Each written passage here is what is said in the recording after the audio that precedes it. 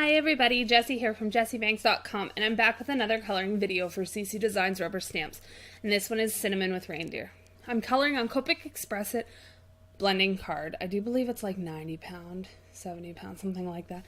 It's the paper I use for all of my Copic marker stuff. I've used it since I started with Copics. Lots of people use other papers and they really enjoy them, and there's nothing wrong with that. This is what I learned to color on, and it's my personal preference for coloring. Definitely color on whatever paper you really enjoy to work with. So I've posted the card for this actually a while ago. It was one of my sneak peek cards, and I just didn't have a chance to get the voiceover done.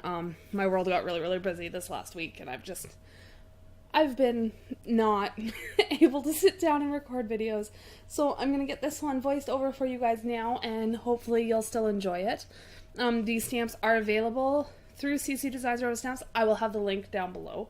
I really enjoy the new Cinnamon character that's come in, and I'm putting all of the caps on the side here, so I'm already on to E21 and just blending that out.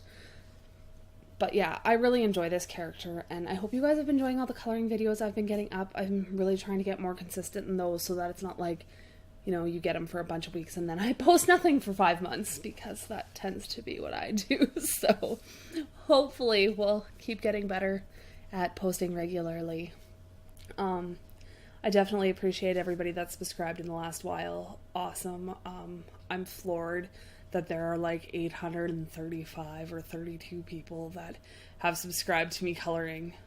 And yeah, it's rather surprising. I'm hoping to start filming some more like card tutorials. I have a watercolor review coming up. I've got lots of things that I've worked on, and hopefully I'll get to show for you soon. So we're moving on to the hair now, and I'm starting in with E50. When I color hair, I tend to work backwards of when I color most other things. I usually work dark to light so that I can blend out my dark colors and get as smooth a transitions as possible between all of my colors. But when I do hair, I like to have the streaky look and like the flicks for the different pieces of hair and things of that nature. So I work from light to dark because I don't want everything to blend together and be real soft.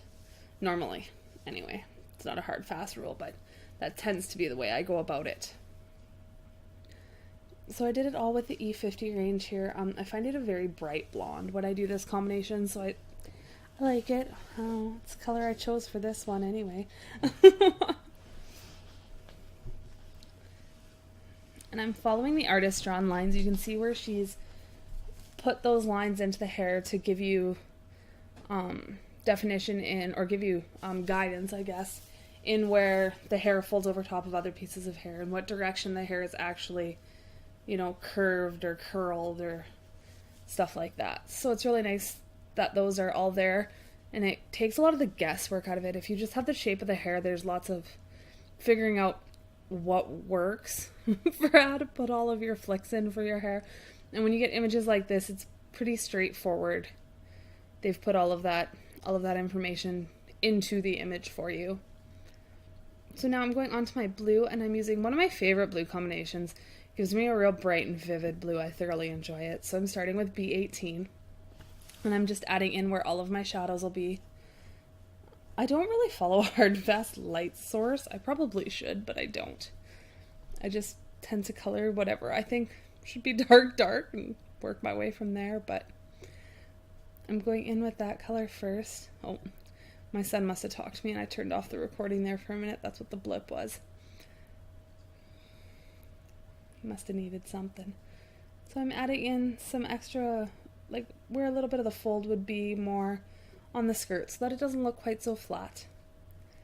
I'm just going through and putting in all of our shadows. I decided to do the belt for the bells in the dark color. My cat is... Oh, I took my Copic... He's been sleeping on my Copic marker bag, and I took it away. So now he's sleeping on top of my... I must have dropped my Inktense swatch sheet on the floor, so he's laying on top of it. But anyway, going on with B05, and slowly starting to blend out that B18.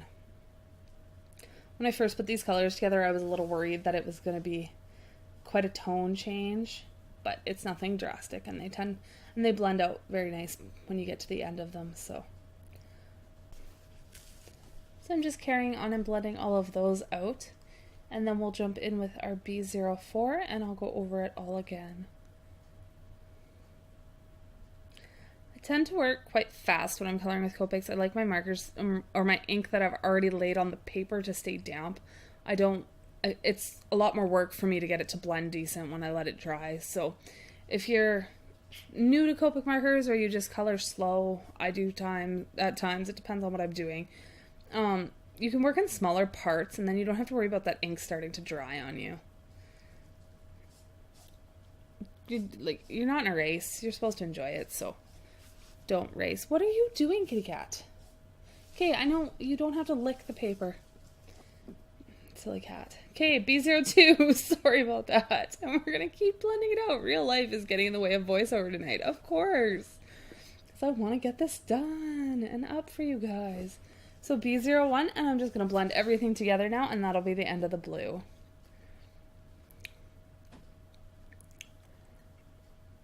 Now we're coming in with RV29. This is like my go-to pink combination. I love the RV20 series for pinks. I just find them bright and vivid and bold, and they just make me happy.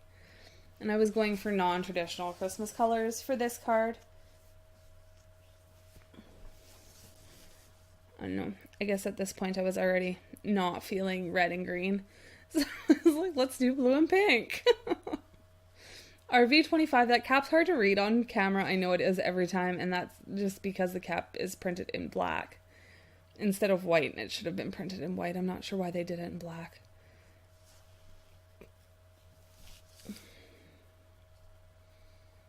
RV23.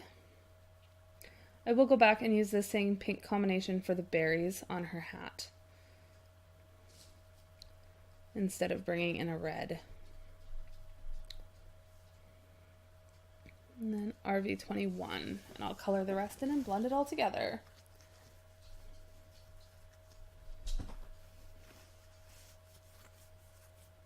Here, I come in doing the berries real quick.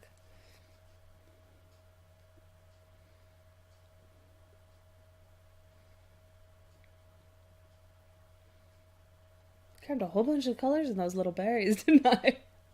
Don't have to put all of those in there. Okay, now I'm doing the bells and I'm using C5, so I went with my cool grays. Give them more of a steely type of a look instead of warm grays. C3.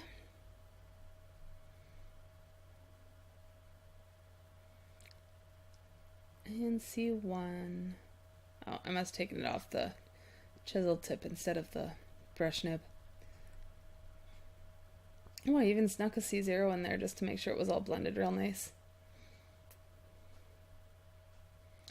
And then the leaves on her berries, I'm using my favorite green color for any sort of greenery, BG99, YG97, then I'll use YG95, and Y11. Sometimes I'll sneak a YG13 or a YG11 in there too, but there just wasn't enough room in these holly leaves.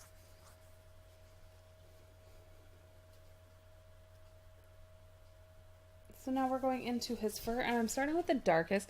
So I do give him a two-toned effect on his fur here, on the reindeer's fur, but I do it with the E40 series. So you'll see I'll color a bunch of it in with, like, starting with these darker colors, but I'll leave some areas. And once I get to some of the lighter colors, I'll start to add in the shadows in there, just so that so his belly's a different color, and he's just got a little more life to him.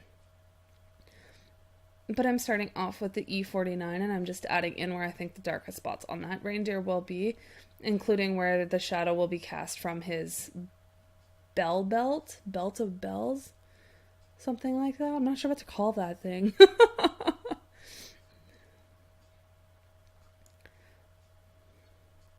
So we'll just go through and add all of that in. I think these reindeer are ever so cute. They're absolutely darling.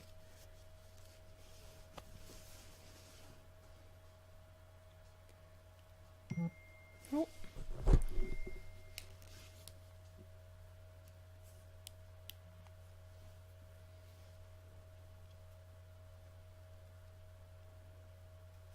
That was my phone. Sorry about that.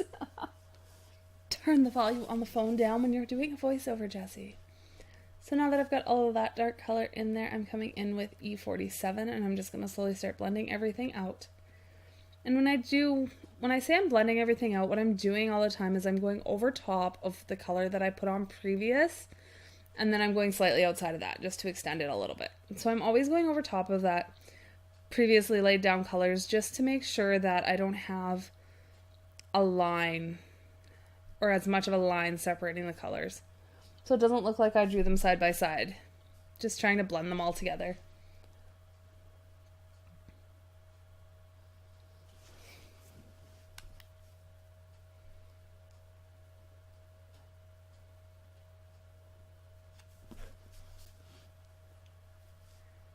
So just working our entire way around the deer.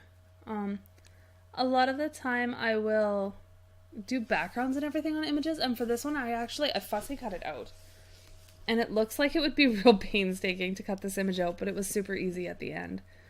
So definitely don't be afraid that when your stamps don't come with dies to cut them out. Just take your time. Like I said before, you're not in a rush. You can see now I'm going in and I'm adding in the darkest shadows into the belly color, which is going to be a lighter color than the rest of the reindeer. With that E44, I'm starting to add that all in.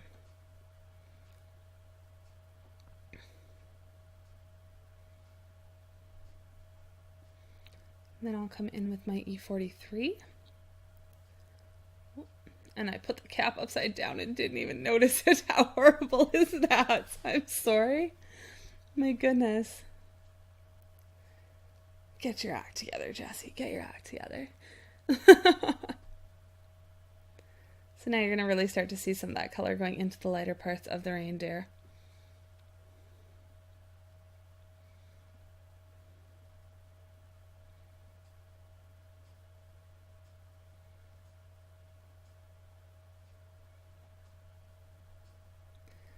Then E42.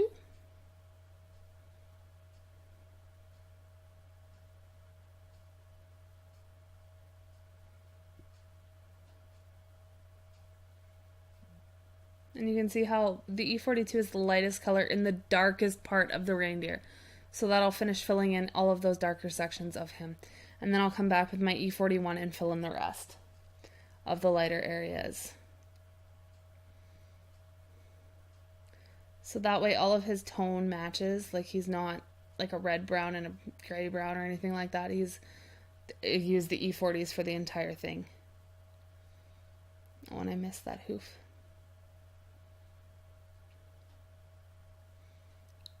And there you have it. That's our finished card. I hope you guys enjoyed. Bye for now.